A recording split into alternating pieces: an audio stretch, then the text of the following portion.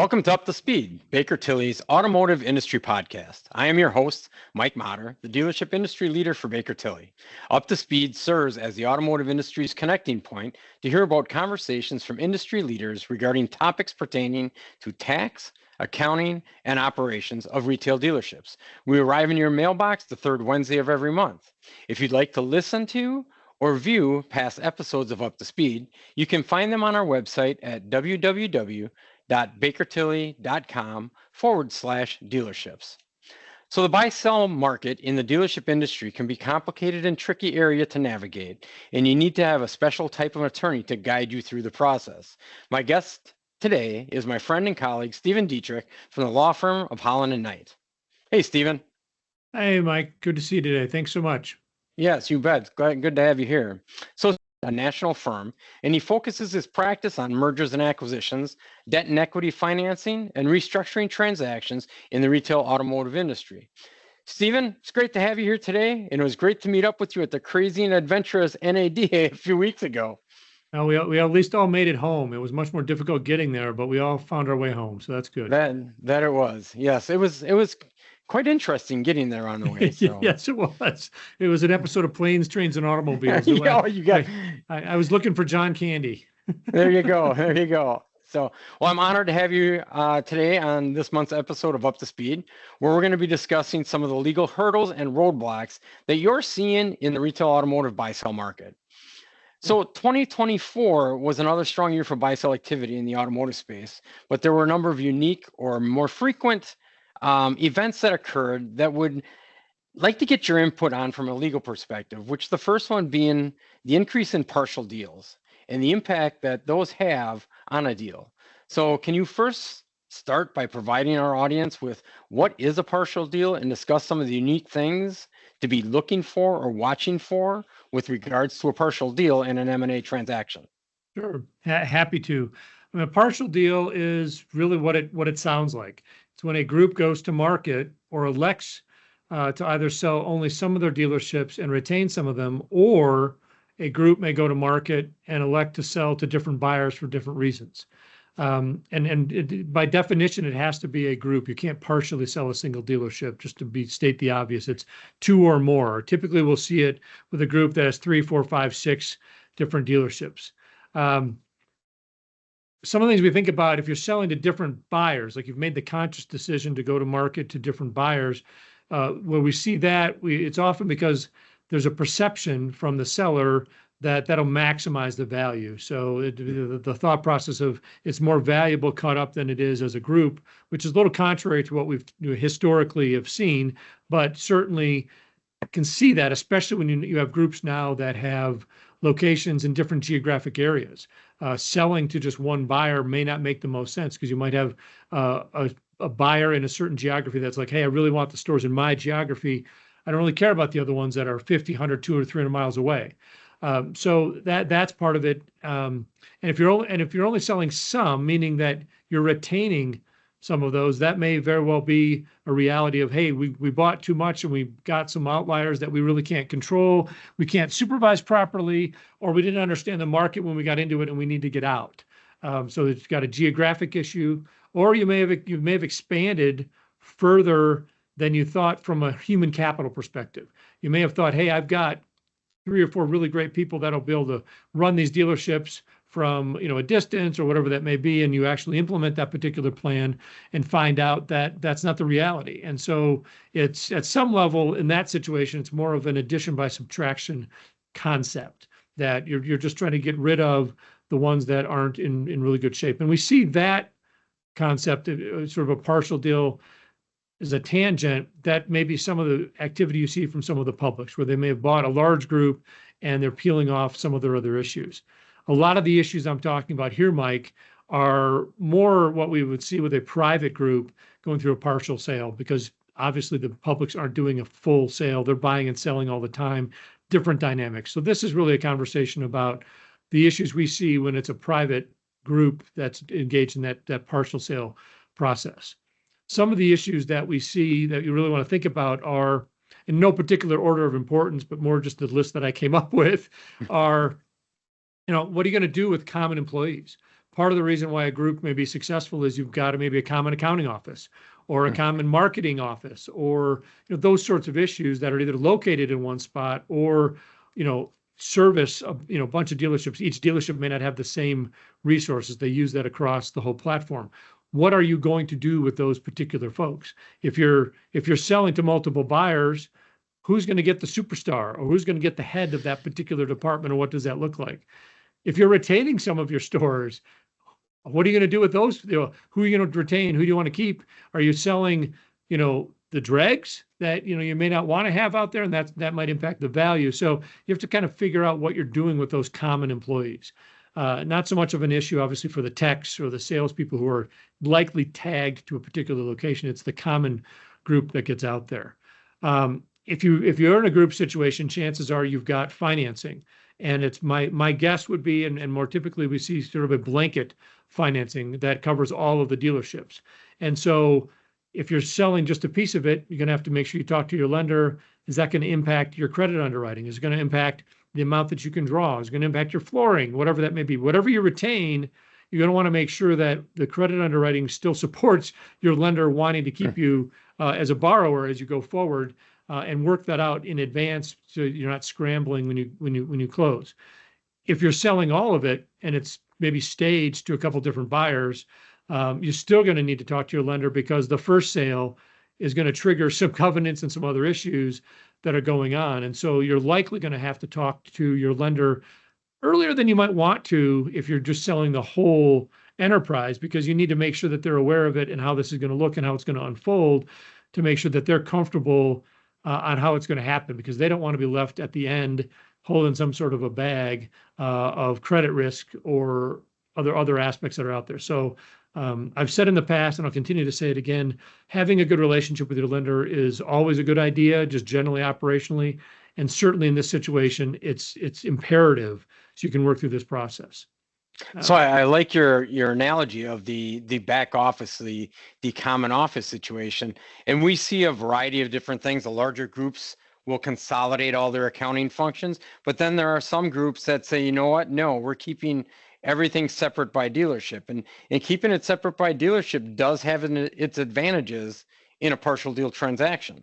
Oh, most definitely. I guess the real question is, since we're talking about a partial deal as a new aspect to the M&A, it doesn't happen very often, but we have, to get to your point, we've started to see more of it. So it's certainly something to think about, or creating some redundancy, maybe at a core function, in a dealership, especially geographically. Maybe it makes sense to have common workforce on a campus, but if there's a dealership or two that are 50 or 100 miles away, maybe you need to have, redundant functionality to deal with folks on the ground at that side of it.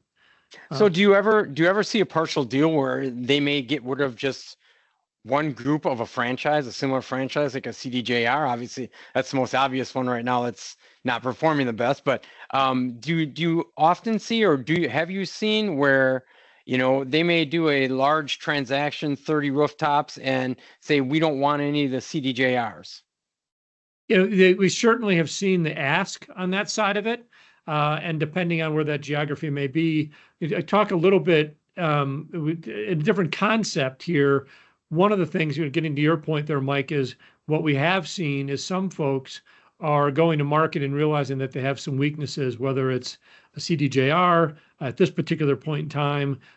We see it with some of the more high-end, some of the exotics, some of those aspects where they're mingled in with things where sellers have actually decided that one of the paths is to close down, terminate that particular relationship in order to make it more attractive to the market. Because I'm sure anyone listening who's been through the buy-sell process has had the conversation, well, we love these three, that's really why we're going after it. We don't love these two. And the response from the seller or the intermediary is, well, if you want these three, you got to take these two. So it's sort of a package deal as you go forward.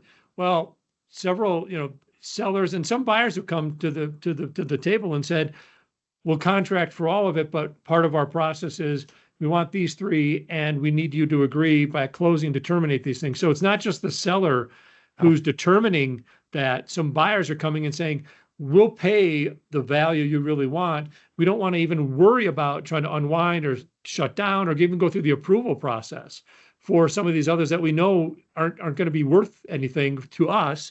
And so they front load that termination process as part of the transaction. So it's interesting how we're getting people very creative. And part of that is the value of these dealerships is constantly rising.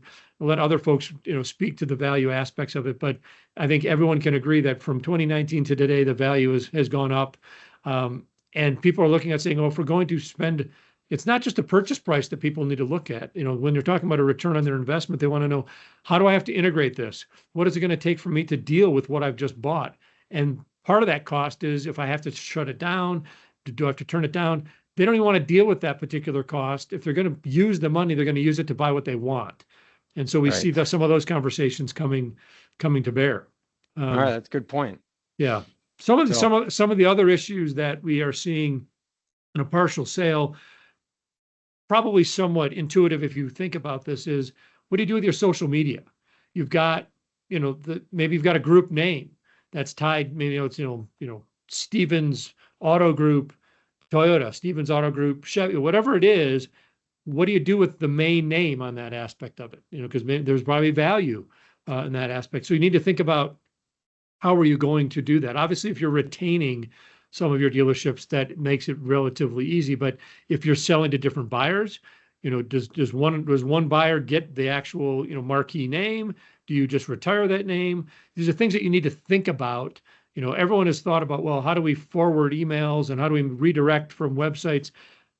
Very, technical side of things to deal with, but people have thought about that in the past. But if you're doing a partial sale, are you losing value by not agreeing to sell the common name that's out there? So there's a value proposition issue to think about. Do you care enough about that name, or does someone care more about it than some other buyer? So they're new aspects to these assets that you need to think about.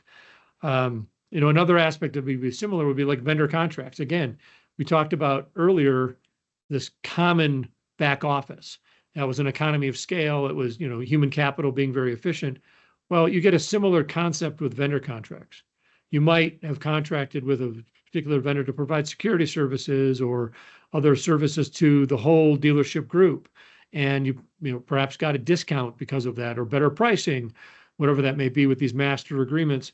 Well, what happens with these master agreements as you start to unwind the group? Do you have, if you're going to keep part of your dealership, do you have a conversation with that particular vendor to make sure you retain probably the favorable pricing, even though you're now getting rid of some of the dealerships? Various issues. If you've got multiple buyers in that particular situation, some of them may be using that same vendor. Maybe there's a conversation to be had there. You just have to understand how do your contracts work and get ahead of those conversations. Again, what I'm advocating is having an earlier conversation with that vendor, or at least internally, to figure out what that may look like. That may be a little contrary to the concept of, hey, let's keep everything confidential until we really know what's happening when we go to market. So we need to think about how you would engage with your vendors in that situation, just like you might think about when do you go to your lender? You want to make sure you balance those issues off. Yeah, and I think there's a lot more thought process that has to go into it, as far as, like you were saying, the planning aspect of the buy sell. There needs to be just a lot more thought about in putting everything together. Yeah, I mean, we've talked about over the years, and I know you, Mike, and I have had conversations offline and in other conferences about always wanting to talk to someone who's thinking about selling as early as possible in the process, to think about any number of moving pieces. And this would fall in the category of part of that conversation, to think, how do you get yourself ready to sell? And part of this conversation, at least what we're starting to see, is groups now need to think, how are we going to sell and what are we going to sell? And then these other issues now are going to come up. So it just drives the concept of early planning with your advisors to be helpful. Not a blatant plug for Mike or myself, but you got to talk to someone about this stuff, and you need to think through this as a company as you're going to market and figure out what the best thing to do. The last piece of that, Mike, that I think really impacts the partial deal is benefits. And we've started to see, and I talked about this with any number of people at NADA and otherwise, just the benefits concept. And we'll talk about it, I think, later on in this conversation as well. But you really need to think about, what are you going to do with your employee benefits? Do you have a group plan? Are you self-insured, which has its own, tangles and tentacles to deal with as you go forward? And how do you pace that? How is it going to impact if you have a third-party plan? What happens when you do the first sale to any employees that are on COBRA or that aren't hired from that particular buyer? What about the remaining employees? Is the plan one that's set up that it only functions if you have a certain number of employees and you contracted for that because you had that critical mass, and now you're peeling that away? So, you need to think about all of these, issues going forward, and also think about, how do you message this to, let's say you have multiple buyers, buyer one, buyer two, buyer three, whatever that may look like. And what are their obligations? Because under law, the buyers in these situations have certain benefits, but those obligations will change depending on where they are in the process. If they're buyer number one and everything remains, they don't really have a whole lot of obligation to move forward because your plans are going to be in place. If you're the last buyer, you're going to probably have a few more obligations that you have to deal with because the seller is probably folding everything up and those issues come out. So again, you really need to understand how these levers move and are pulled up or down in these potential partial sales as you go forward. Well, that's a great lead into my next question, Steve. So, we see a lot more self-insured happening with the high cost, increased cost of insurance, whether it be health insurance, garage keepers, commercial property, and other insurances that the dealership needs. So what a buyer and a seller, should they be looking for when they run into a situation where they have a self-insured? They're either selling their dealerships and they're self-insured, so the buyer needs to look out for that. What are some things that they should be thinking about? Right. Well, we'll talk a little bit about non-health insurance, I think, a little bit later. But so my focus on this one is where we really see the issues are on these health insurance sides of things, and whether or not they've had a third-party administered plan, which essentially means some other company, you pay them a premium, a fee, and they handle all the insurance aspects, and they deal with, and they take the vast majority of the risk for the premium that you're paying them, as opposed to a self-insured plan, which essentially means that you take the risk of everything that goes forward. You may have some backup insurance plan depending on how you're structured, but essentially the brunt of insurance cost falls on the actual entity doing that. So if you think about that as the concept, historically, most dealerships have had a third-party plan. And then if you overlay the concept with currently under the law, a buyer has to pick up any COBRA obligations, which sounds relatively simple. But if you now think about the difference between a third-party plan and a self-insured plan, you start to understand some of the tension that we're seeing. If you're a buyer, historically had a third-party plan, you would basically say, all right, anyone who's on COBRA and any people who become eligible for COBRA after this sale, we can bring them onto our plan. We can charge that employee whatever the premium cost is, plus a little bit of a VIG for administrative cost. It's like 3% potential. And you just bring them on your plan, you go on down the path. That's great. And it likely doesn't have a big impact on your experience ratio, therefore your premium rate. So that was the way things happened in the past. So that was great. But now, if you've got a self-insurance plan, especially if you're the buyer, and you've got a self-insurance plan, it's not that easy. Even by law, you've got to take care of these particular folks who are eligible for COBRA. You don't have a third-party administrator, you can just plug and play them in. You're now looking at having to take care of these folks out of your own pocket, out of your own insurance plan. And that can be, as you might imagine, can be, a significant potential risk. From a buyer's perspective, if they have a self-insurance plan, those insurance costs rest directly with them.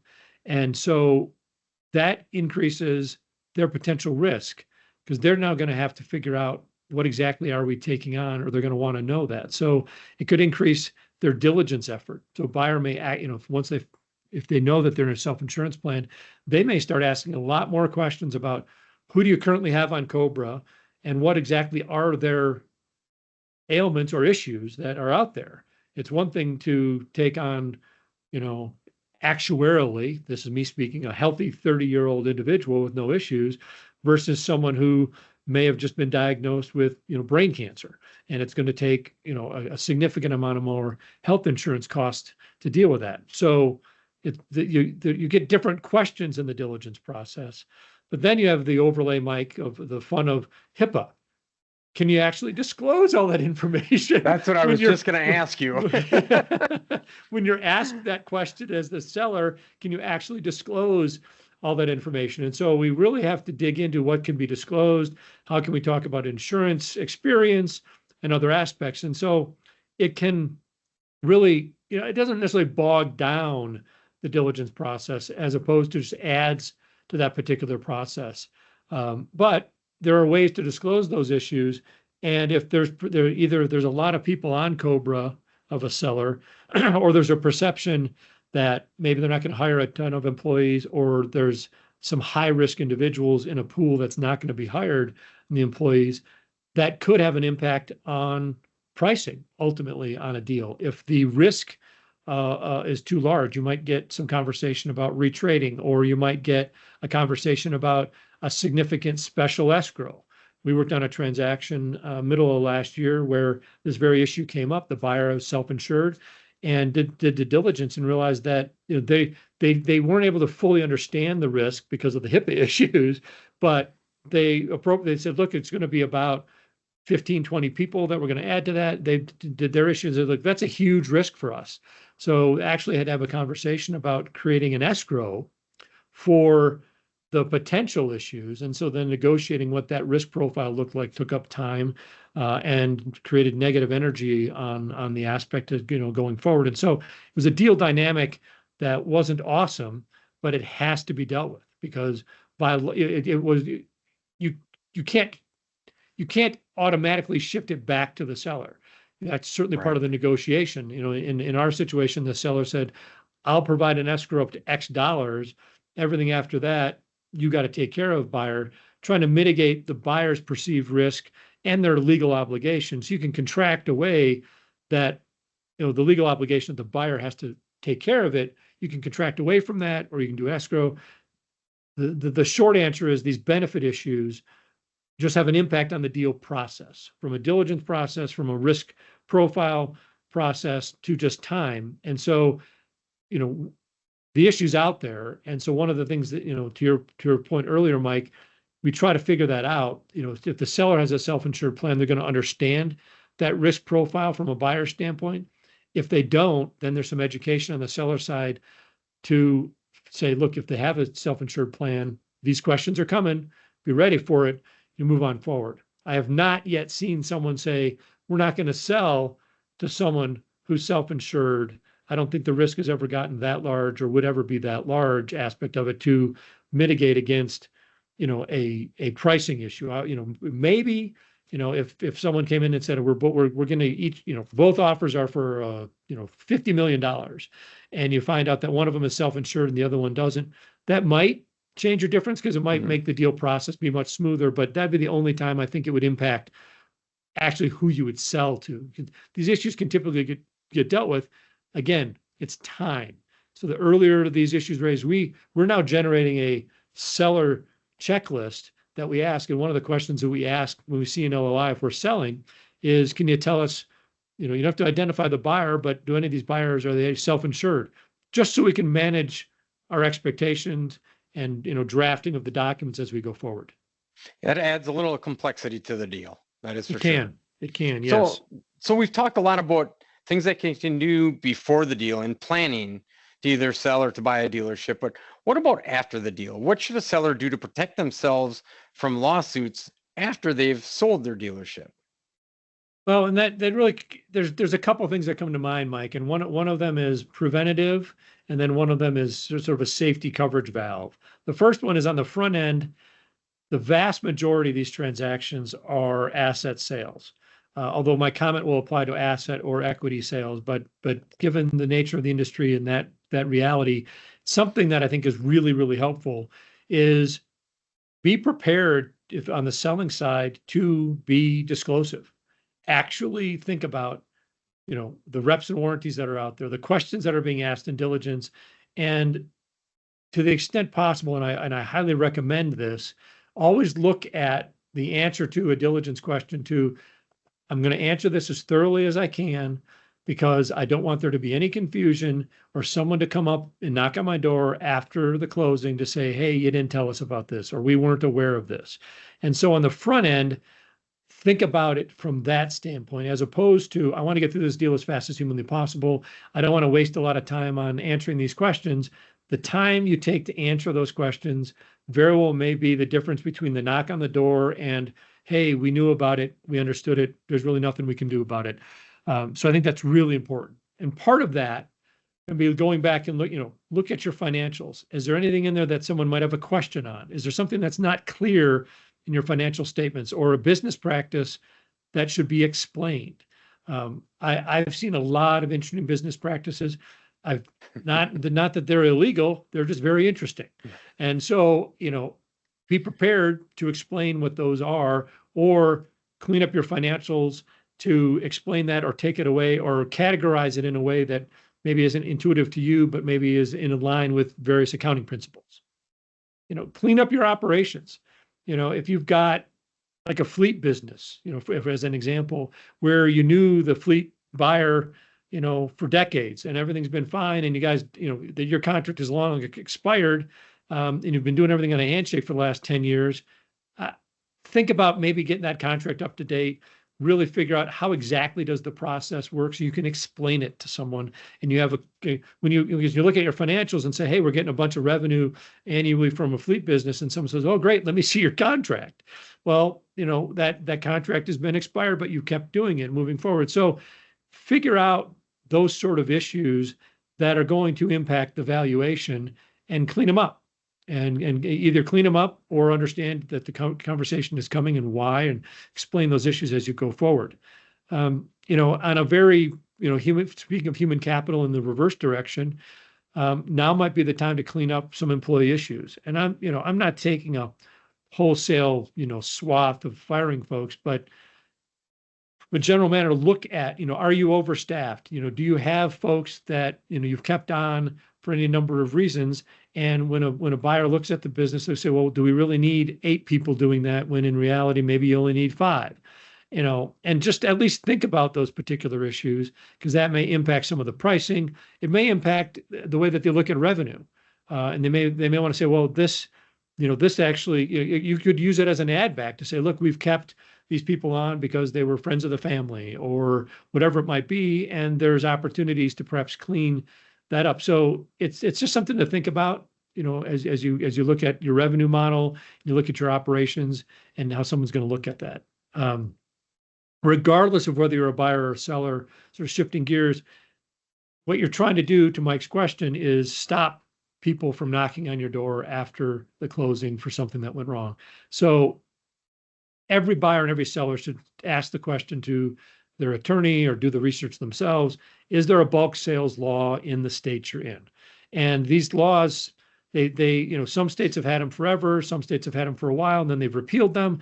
They're all over the place. But essentially what the concept of a bulk sales law is, you give notices to potential creditors before the sale. They have a certain amount of time to respond back to that particular notice. And if they don't, then you are protected as the seller if the person or entity comes back and asks for something that they said you had. It's a way to protect yourself from, especially these what I'll call oddball third parties that you don't deal with on a regular basis. And you may have even forgotten that there was an issue or an outstanding contract or something there, and it's a way to clean that up. Some states do not have bulk sales laws, and so it at least can drive a conversation to, hey, let's go through our general ledger and see, have we forgotten to pay someone in a while? Are all of our vendors happy? Is there something that we've missed on a receivable that's out there? And so it's the concept of the bulk sale may not work in the state that you're in, but the conversation is useful to have to try to clean those things up, to take away any angry folks that are out there, to just clean up operations. And related to that is many states have like a tax clearance process. And that typically you can submit and say, hey, is this seller up to speed on their sales tax? It's one of the areas that can have successor liability is sales tax. Almost every state, I'm not going to say every state because I'm sure there's one out there that I'm not aware of, but all of the ones that I've seen, have successor liability. They're going to say, hey, someone's going to make sure the state's getting its tax. And if it's the buyer, even though it's an old obligation, they're going to come knocking on your door. You may have an indemnification, go back to the seller to make sure that you get whole, but the buyer could get the knock on the door to say, this is outstanding. You've got to pay it to us. You can go help yourself, or you can find someone else to do that. So those are simple things that can be done to clean up things and make sure that you've done it. And then the last thing that I think is really helpful is to have a conversation with your insurance broker. Figure out what kind of insurance you have. Do you have claims-based insurance, or do you have occurrence-based insurance? And how is that going to play out after the closing? A lot of the times, there are programs, especially if it's your current insurance broker, they can get you a tail policy that will last for a year or two. And we would typically recommend looking at maybe at least a year, maybe 2 years, depending on the coverage and the cost. And that will help you on unexpected things that even the buyer may knock on your door and say, hey, this happened on your watch, and if you're responsible for it. You can turn around to your insurance company and say, hey, guess what? We've got tail coverage on this thing, and you pay a deductible, and then the rest of it is covered. And so that gets lost a lot of the times in the deals that we work on with sellers, is it seems like, it's another cost. Here's another $5,000, $10,000, $15,000 that we have to pay, and we got no problems, and there's nothing wrong. You need to have the conversation. Is it worth perhaps spending that money? I'm not in the business of spending other people's money, even though I am an attorney and people think that that's all I like to do is spend other people's money. But this is something to really talk about with your broker and understand your risks. And there often are good programs that are relatively economical to protect against that. Either the unknown or the seller, might have a claim, because it happened on your watch before you sold. So those are some of the things, Mike, I think relatively low-hanging fruit to think about. As a lot of these things can be done as you're preparing to sell, as you go, these are things you probably should do anyways, but there are things that come up in the concept of, a lot of times like, hey, the seller just wants to get their money and go to their island. Well, these are ways to help the seller stay on that island and not get dragged back to reality if they sell. There's simple things to be done. Okay, perfect. So one of the things that we're seeing more of, and I think we saw a good chunk of them out there last year is the right of first refusal or ROFRs by the manufacturer. Is there anything that a seller can do to mitigate the possibility of the manufacturer ROFRing their deal? Yeah, if I had the answer to that question, I would be in a different business, Mike. But I wish that I had like a silver bullet that like 99% of the time this will work. Unfortunately, that really doesn't work. And part of that is the interplay. This is an interesting area of the M&A market in our industry. It seems like there's a constant chess game being played, although the manufacturers at times may think we're playing checkers and they're playing chess. But it's an ongoing, back and forth about, are they going to use the ROFR? Are they not going to use the ROFR? Why are they using the ROFR? And all these other issues. So there's just not a simple answer to that. It's very fact specific, because there are some ways that might make it more difficult, or I should say more unlikely that a manufacturer might ROFR it. One of the more traditional ways, if you're selling a group that likely presents some pause for the manufacturer, because like, hey, we'd love to get our brand out of there and into this other particular operator's hands, but what am I going to do with the other 3 or 4 dealerships that are out there? So the bundling certainly makes some sense. And the counter to that we've now started to see, and we're starting to see this in some of the newer dealer agreements that are coming out, is the manufacturers are saying, if you're going to sell your dealership, you have to present a separate purchase agreement for that particular dealership. They're trying to force it so that you can't bundle them and bring them all together. And so that will then likely, cause us as the lawyers out there working on these deals to have very strong cross default, cross condition. So let's say we're selling 5 dealerships. If we have to have 5 separate transaction documents, fine, but we're going to make sure all of those are all tied together in different ways. So it's like I said, it's a chess game going back and forth. And so that bundling certainly can help. Where we really see, some issues that have been helpful in making the manufacturers think again about these issues is campuses. If you have a campus with multiple dealerships on it and the real property is all one aspect, that certainly can, deter the manufacturer. And it's not so much the deterrence of the manufacturer. I want to be really clear here, Mike. The manufacturer may be all in on doing it, but these things that I'm talking about will deter the potential assignee from the manufacturer from saying, yeah, I want to do that deal. So what you're really looking at is someone else's appetite to take that particular deal, not so much the manufacturer wanting to exercise the ROFR, but it has the same effect, because if they can't find someone to take the deal, they're not going to exercise the ROFR, because the manufacturers cannot operate dealerships other than, for a short period of time, type of issue. So you're really talking about who would do this particular deal. So some of the things on the real property that we've seen, dueling is often frowned upon, but historically it has happened, and there are times when it happens. So if you have several dealerships in a single building, that's going to be a difficult one for a single manufacturer to sort of pluck that one out. In order for them to do that, they would say maybe they'll take the dealership and leave the real property. If they have a buyer that has a piece of property somewhere else and they want to relocate, then that would be the way they'd solve that. Oftentimes, if you've got a campus, they share some common space.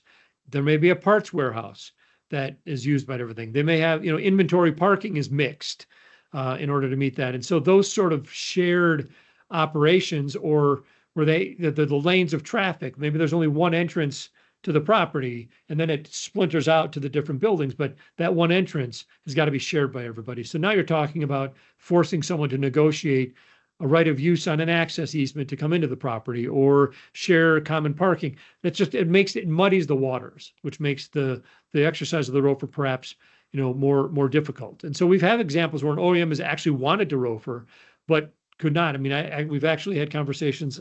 Working on a deal right now where the manufacturer has said to us, we want to ROFR this, but we can't for some of these particular reasons. So it has worked. Unfortunately, that manufacturer then decided, well, we just don't like the buyer, and came up with a bunch of reasons to say no to the deal as a whole. So, depending on where it plays itself out. And we have had some situations where a multiple dealership group who's got different locations of the stores, in this example, there's 4 dealerships, they got 3 ROFRs. So rather than having one buyer for 4 stores, we ended up having 4 buyers for 4 different dealerships, because 3 manufacturers ROFR'd. So we had to have 4 different closings to work that through. I was just talking with a client, earlier it wasn't designed to be a deterrent to a ROFR, but they're trying to work out some other aspects and get a deal. And they're actually talking about swapping of property. Some sort of structure of that sort might be a deterrent, because it's such specific issues. The new buyer may not have a piece of property that the seller is willing to actually swap titles, and how they're working on it. Obviously, that's a very unique situation that I'm talking about, but it shows you the unique nature of the facts, and that there isn't like one size fits all on how to resist or deter a ROFR, as you go forward, especially as several manufacturers are seemingly using the ROFR on an ongoing basis. And we're seeing more and more of that as they're trying to align their dealer network or shrink their dealer network. They're going to get more aggressive in their use of these ROFRs. Yeah, and it seems like the manufacturers always have a way of getting them through. I mean, they've got pretty good clause to stand on to be able to make sure that this ROFR happens. So it gets more challenging. We rely on you guys as the attorneys to figure out a way to stop it. So all right. Well, this gets close to our end. So do you have any final words of wisdom or guidance for either a buyer or a seller of what they should do to make their deal go as smooth as possible? I think from the seller standpoint, very broadly, and I touched on this earlier before, but another way that I try to talk to my seller clients, if you're thinking about selling, think about it. If you were buying your dealership, or if you're buying a dealership, what questions would you be asking? What things would you want to know about the dealership as you're thinking about buying it? And if you take that list of questions and answer them yourself as to your dealership, that is going to help you be prepared for that particular sale. We talked about a bunch of things earlier in the conversation, Mike, but as a broad question, literally change your view of the world and say, I'm buying this. What do I want to know before I'm going to drop money into this particular, and then be prepared to either answer the question or to provide that particular information. So that's on the selling side. On the buying side, I try to think and have folks be open to being educated by the seller. And that's a dynamic issue. That's sort of an emotional issue, Mike, as I'm thinking about it, because a lot of the buyers that we work with, they're very successful operators, or they're very successful otherwise in their business if it's a financial buyer. And so we all get this. I mean, I'm successful at what I do, and I go look at an M&A. I know it's shocking, but I do M&A work in other industries. I'm sort of skewed towards this particular industry and how things may work there. And I have to kind of adjust and say, all right, this is a totally different industry. I need to learn a little bit about this industry because my questions may not apply or they may have different answers. And so I really encourage a buyer to don't jump to a conclusion when they see something on the balance sheet or in the financials or operationally that doesn't match with how they would do it, or they can't understand why it's done that way. And therefore they're like, oh, they're broken or they're cheating or they're doing something. Rather than that, walk into it saying, I don't understand why you do it this way. I'd love to understand that. And if you approach all those interactions with a why mentality, you may learn something that might help your operations otherwise, because maybe this person has a really good reason for why it's done, or there's a really good reason in this particular situation why something is being done then. Or you can, maybe it is being poorly done. You've given them an opportunity to explain that to you as opposed to immediately jumping to a conclusion that you are wrong. And that just sets up a really bad dynamic because you got to deal with these people all the way to the closing. So why not come with an open mind and learn? It'll save you some time. You might actually learn something, and it'll show you some goodwill because you're showing respect for what they've done. Even if it's something that you would never do and it's the wrong way to do it, respect the individual as you're going through the process. You can always deal with it once you learn the explanation and figure out a way to have that conversation. But that mindset, I think, is really important as a buyer to come in to start things off. Yeah, I don't think anybody likes to be told that their way is not the best way. Exactly. So, all right. Well, that concludes this month's episode of Up to Speed. So, Stephen, I thank you for taking time with us today and giving us some insights on the legal aspects of the M&A market. So I look forward to talking to you soon. And to our audience, thank you for joining us today. If you have any questions for Stephen, his contact information will display on the screen. So feel free to reach out to him directly. We look forward to seeing you on our next Up to Speed episode. And remember, we arrive in your mailbox the third Wednesday of every month. And you can also visit us on our website, bakertilly.com/dealerships to view past Up to Speed episodes. Thank you, Stephen. Thanks, Mike. I really appreciated the opportunity. Yeah, it was great. So until next month, make it a great day.